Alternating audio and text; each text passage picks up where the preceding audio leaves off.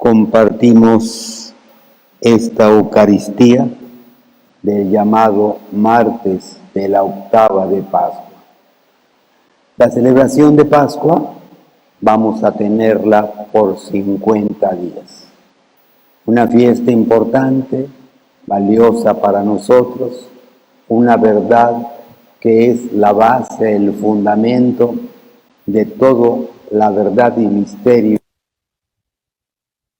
de Jesús.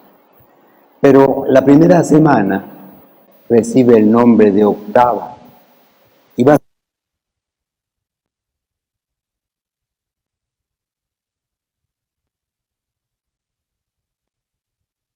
tiempo contemplando, valorando, meditando, profundizando en esta experiencia del resucitado y que nos lleve también a nosotros, como a los primeros discípulos, a decir con alegría: es verdad, ha resucitado, y de eso somos testigos. Una experiencia que también vale la pena valorarla esta vez tomando a Pedro como ejemplo. ¿Por qué? En los últimos días de la Semana Santa, de la Cuaresma y Semana Santa, vimos la figura de un apóstol Pedro que después de ser atrevido en sus afirmaciones, recordarán que el miércoles santo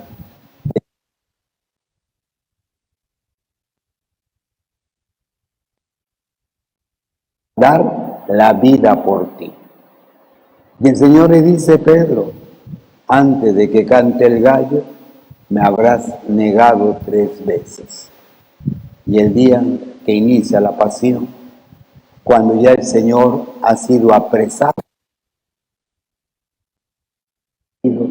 intrépido en su hablar, y nos presentaron la imagen de un Pedro temeroso, asustado, y que cuando una mujer lo ve llegar al lugar donde el Señor estaba apresado y le dice: tú eres uno de ellos, lo niega, se siente lleno de miedo, lo niega, y dice el texto: cuando canta el gallo, el Señor alcanza a mirarlo a los ojos. Pero un Pedro que después de la resurrección y 50 días después, ayer y hoy lo escuchamos, ya no es el mismo. Ahora habla con alegría, predica con alegría, convencimiento y seguridad de su Maestro. 50 días después, ya no es igual para él lo que ha vivido y el Señor le encomendó. Y el primer resultado de su predicación alegre, valiente, convencida, dice el texto de hoy, fue que 3,000 personas se conmovieron por su predicación del Cristo que había muerto en la cruz, pero Dios lo había resucitado. Y por eso dice el texto, le dijeron: ¿qué tenemos que hacer para ser como ustedes? Y esa debiera ser para todos la experiencia de Pascua, un reafirmarnos en la fe para hablar con alegría, valentía de ese Cristo resucitado y poder así, con esa alegría, transformar el corazón de los demás. ¿Y qué simbólico ha sido también el dato que dicen los textos? El Señor le dice a María: dile a mis discípulos que vayan a Galilea. Galilea fue el lugar donde inició la predicación, fue el lugar donde nace el llamado. Y ahora la petición del Señor es: vuelvan al origen, valoren lo que vivieron conmigo, ya no como cuando vivían, sino con la experiencia del resucitado, que dé frutos abundantes en ustedes. A lo mejor hoy, para ser como Pedro, debe ser la experiencia también para nosotros de regresar a Galilea. Decíamos en estos días, a lo mejor aprendimos una experiencia de religión que no es la que Cristo propone.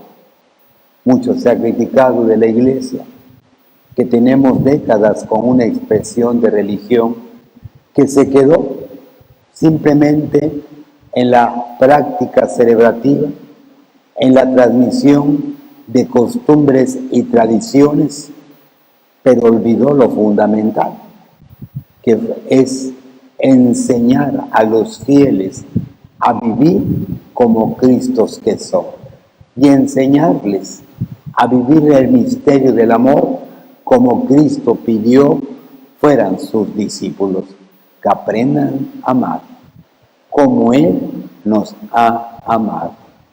Y por eso nuestro cristianismo ha quedado en una práctica que no impacta, que con sus celebraciones, costumbres y tradiciones se ve amenazada por una nueva sociedad que va cambiando todo y en la cual la vida de la fe parece no impactar.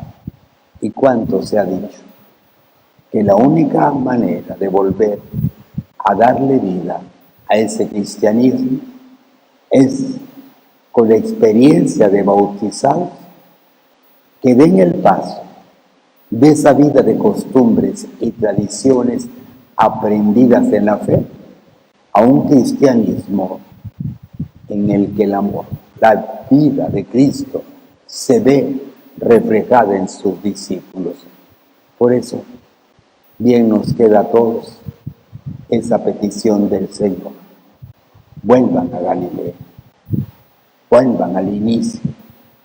¿Cuántas veces sucede que hay gente que después de un caminar en la iglesia, en la fe, llegó el momento en el que descubrió que la religión no era lo que había aprendido y ya viene una experiencia de su vida distinta, porque ahora ya entiende la fe, ya valora lo que es ser cristiano, y ese cristianismo frío que a veces en la práctica de la costumbre se hace rutinario, se convirtió en una experiencia para ellos viva, y ahora ya viven su fe de otra manera, en la que ellos entienden, comprenden que deben ser signo vivo de ese Cristo que ha resucitado. Bien, el apóstol Pedro lo dijo: nosotros somos testigos, no solamente de lo que dijo el Señor, sino de lo que Él les pidió vivir. Y por eso dice, somos testigos. Ojalá esa pueda ser la experiencia para todos de cada año en Pascua. Y así, cada año, al renovar nuestro bautismo, la Iglesia tenga el compromiso de fieles que quieren vivir su fe, que quieren realizar bien el proyecto de Cristo, que quieren siempre estar en sintonía con su Maestro. Hoy me llama la atención el texto. Mucho se ha dicho que si hay algo que nos falta predicar con valentía a estas sociedades, que Cristo vive y que tenemos esperanza a pesar del dolor, sufrimiento, la muerte misma.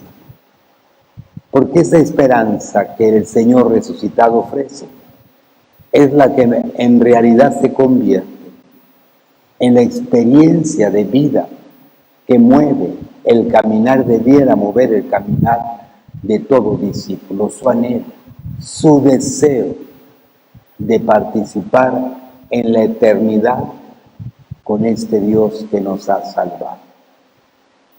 Vivimos momentos en los que se puso en claro que nos falta esperanza, asustados por una situación humana que nos expone a la muerte. Como todos los días, la muerte puede presentarse.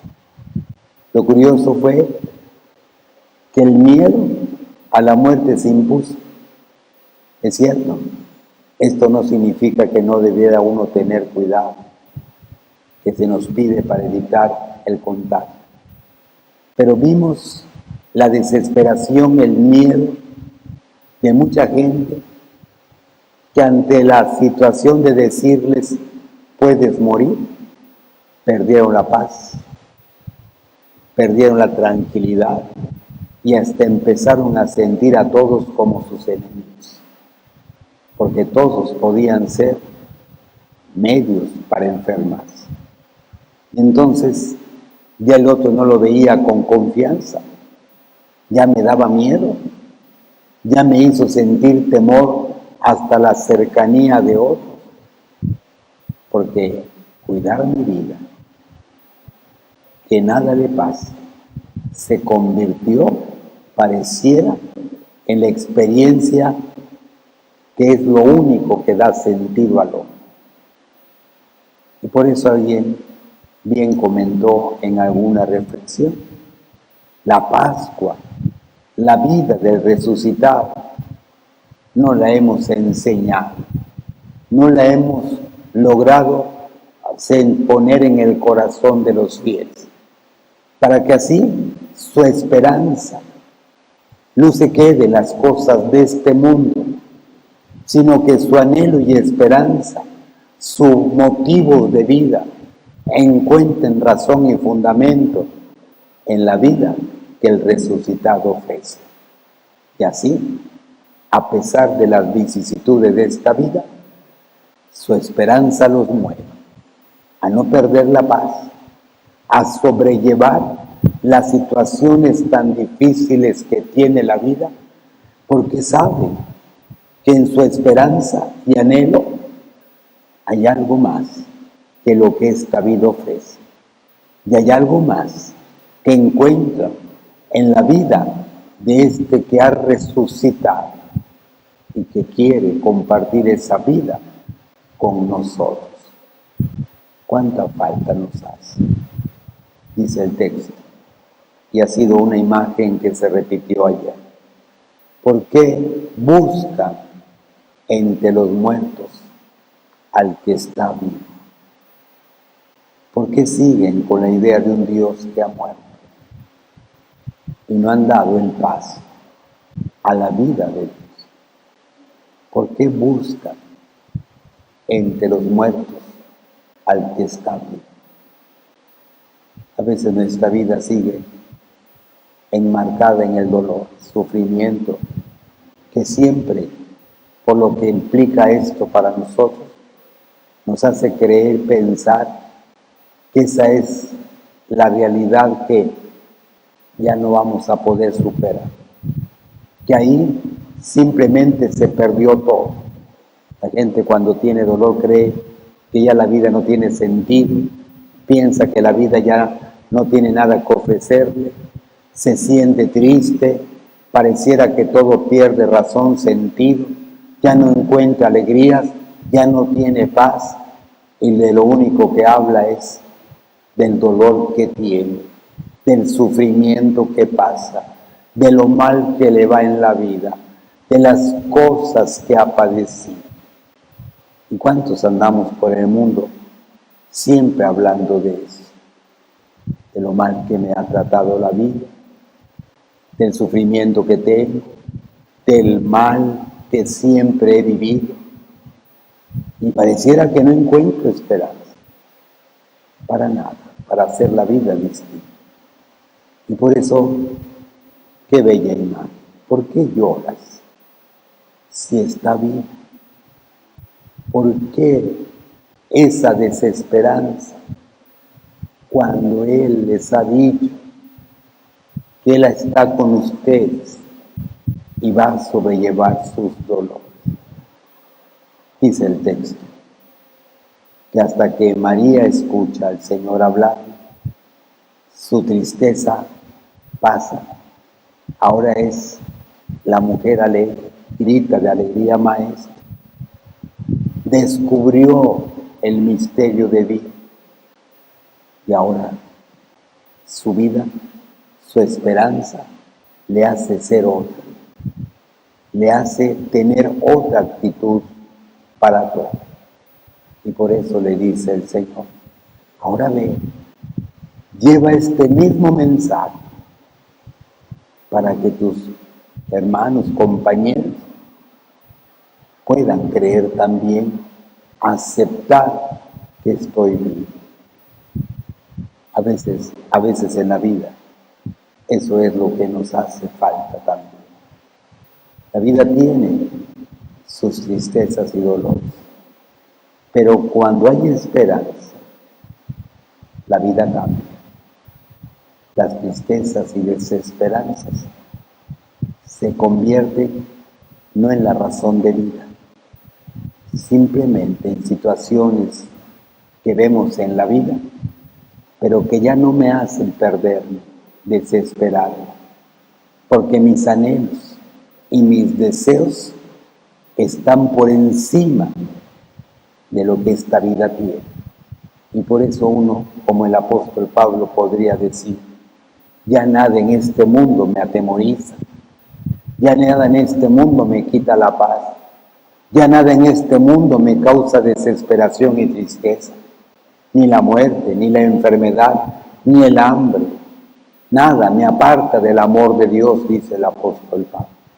Ya uno entiende al apóstol, su razón de vida ya no es lo que este mundo tiene, su razón de vivir ya no son las cosas que este mundo le dice, esto es la vida, esto es lo que te hace bien, porque ha encontrado un tesoro que ahora le dice, sobre todo esto que ves en el mundo, sobre todo lo banal que tiene y su dolor, hay algo más que hace la vida distinta.